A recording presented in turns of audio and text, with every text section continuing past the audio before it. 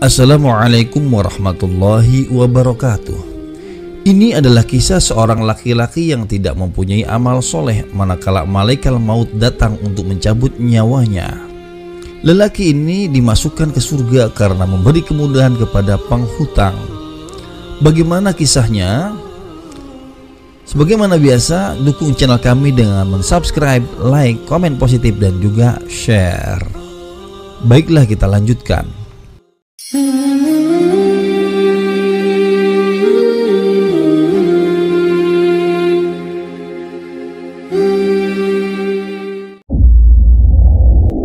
Diceritakan dalam kitab Shahihul Qasas karya Syekh Umar Sulaiman Al-Ashqar, dalam urusan dagang, laki-laki yang tidak mempunyai amal soleh ini dia memaafkan orang-orang yang bersangkutan dengannya.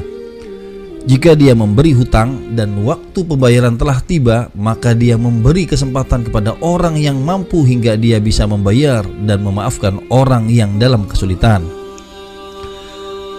Yang dia harapkan dari perbuatannya ini adalah agar Allah Subhanahu wa Ta'ala memaafkannya. Maka Allah pun memaafkannya dan mengampuni dosa-dosanya karena sifat pemaafnya dalam bermuamalah. Imam Bukhari meriwayatkan dari Hudzaifah berkata, "Aku telah mendengar Rasulullah Shallallahu Alaihi Wasallam bersabda, ada seorang laki-laki dari umat sebelum kalian yang didatangi oleh malaikat maut untuk mencabut nyawanya.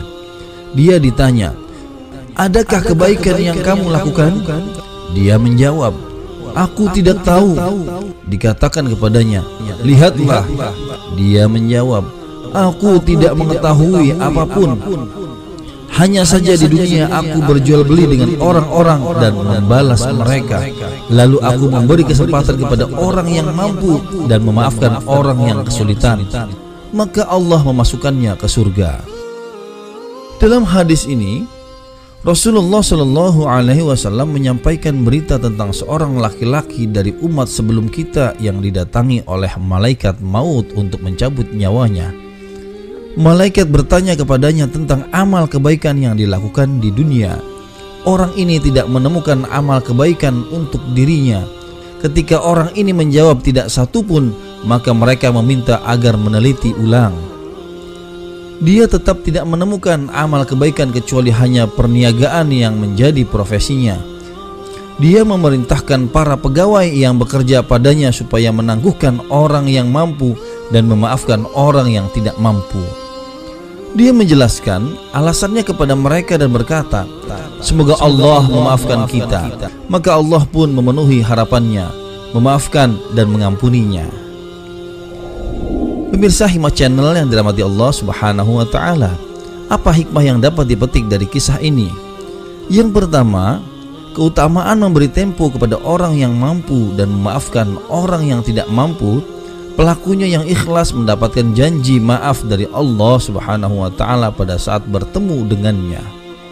Hikmah yang kedua, luasnya rahmat Allah. Hanya dengan amal yang sedikit seorang hamba bisa mendapatkan pahala yang besar. Laki-laki ini diampuni dan dimaafkan oleh Allah hanya dengan amalan yang kecil saja.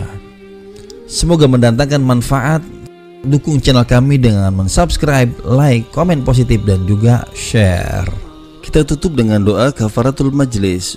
Subhanakallahumma wa bihamdika asyhadu an la ilaha illa anta astaghfiruka wa atubu ilaik. Wassalamualaikum warahmatullahi wabarakatuh.